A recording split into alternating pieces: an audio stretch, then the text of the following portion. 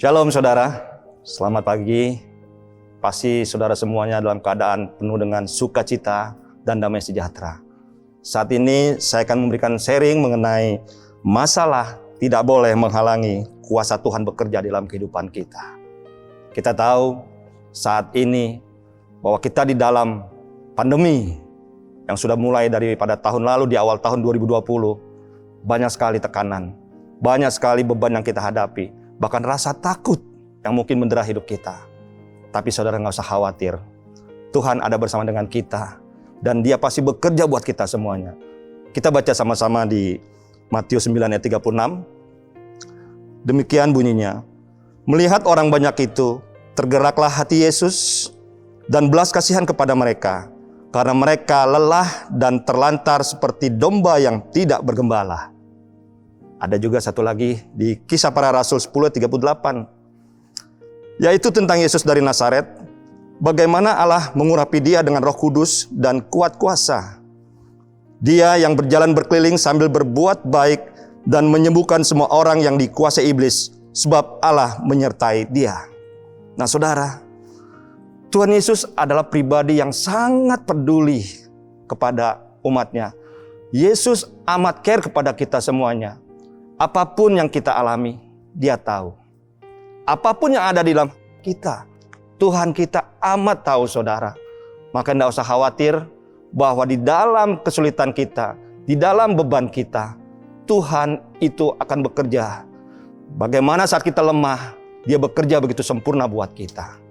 Nah saudara, di dalam kepercayaan kepada Tuhan kita, bahwa kita amat percaya kepada Dia, dan bagaimana kita sangat mengasihi dengan Dia, kita pun harus melakukan seperti yang Yesus lakukan. Seperti ada tertulis di 1 Yohanes 2 ayat yang ke-6. Demikian bunyinya. Barang siapa mengatakan bahwa ia ada di dalam Dia, ia wajib hidup sama seperti Kristus telah hidup. Nah, ini dia. Kita sangat mengasihi Tuhan, tapi apakah kita sudah melakukan apa yang Tuhan sudah lakukan buat kita? Kita pun harus mencerminkan bahwa kita orang yang percaya, lakukan seperti yang Tuhan lakukan. Dia amat peduli kepada umatnya. Kita pun harus peduli kepada sesama kita. Di dalam pandemi COVID-19 ini, banyak orang mulai banyak ketakutan di mana-mana. Mereka resah. Bahkan mereka sama sekali tidak pernah berpikir secara dengan panjang. Nah ini tugas kita. Bagaimana kita sebagai murid Yesus, kita yang mengasihi Tuhan, kita harus memiliki sesuatu yang membuat saudara-saudara kita itu terlepas daripada bebannya mereka. Kita harus bisa memulihkan jiwa mereka. Kita harus mengairi aliran-aliran air hidup yang kita miliki ini di dalam diri kita. Minimal kita setiap hari berdoa buat saudara-saudara kita. Minimal saudara, doakan mereka. Bukan tugas para pendeta ataupun tugas para penginjil untuk bisa memberikan mereka kelegaan.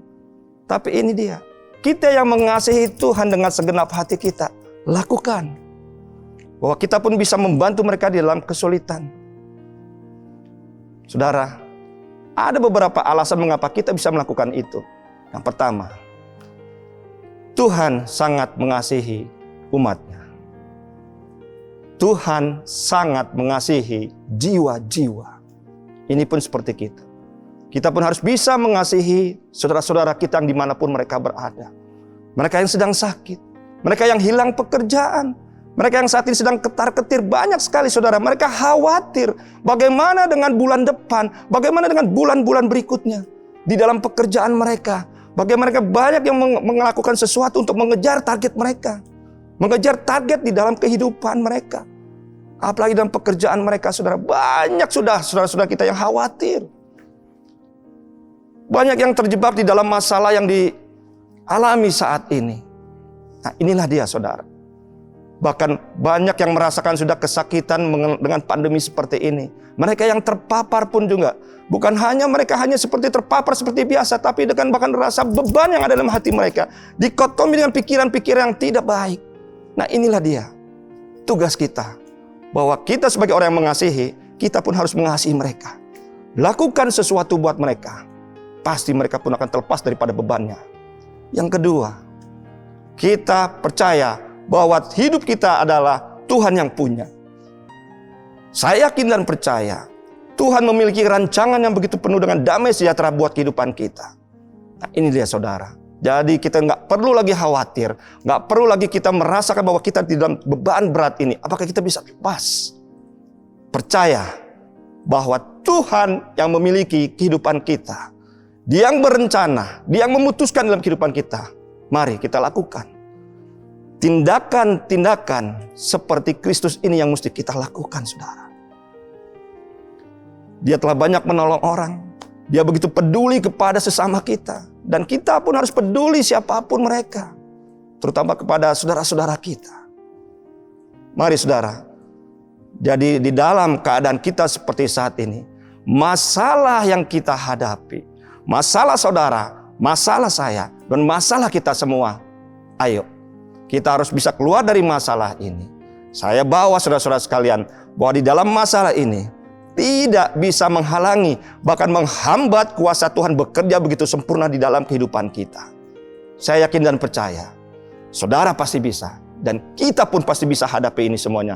Karena kita adalah orang-orang yang percaya dan amat sangat mengasihi Yesus. Haleluya, puji Tuhan. Mari kita satu dalam doa. Bapa di surga, terima kasih Tuhan buat penguatan Engkau kepada kami saat ini Tuhan. Firman-Mu sungguh luar biasa Tuhan.